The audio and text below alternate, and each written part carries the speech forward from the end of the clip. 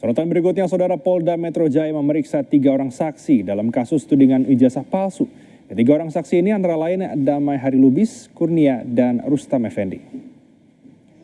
Polda Metro Jaya memeriksa 3 anggota tim pembela ulama dan aktivis yang diduga melakukan pencemaran nama baik di kasus ijazah Jokowi, yaitu Damai Hari Lubis, Kurnia, dan Rustam Effendi. Pemeriksaan sendiri dilaksanakan mulai pukul 9 pagi di Direktorat Kriminal Umum Polda Metro Jaya. Penyidik melakukan pendalaman dan mempelajari keterangan dari saksi tersebut.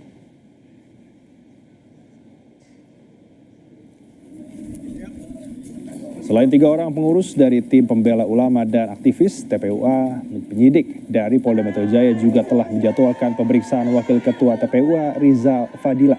Namun Rizal Fadilah tak hadir pemeriksaan dan juru bicara TPUA Rahmat Himran bilang Rizal Fadilah mengalami kecelakaan sehingga berhalangan hadir untuk memenuhi panggilan polisi.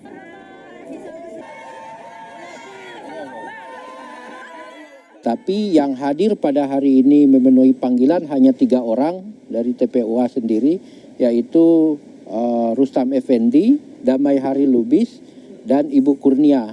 Dikarenakan Bapak Rizal Fadilah pasca memberikan keterangan di Mabes Polri 2 hari kemarin, itu pulang ke Bandung ditabrak oleh motor ya. Jadi kecelakaan, dan hari ini beliau masih dalam keadaan sakit dan tidak bisa memenuhi panggilan di Polda Metro Jaya pada siang hari ini.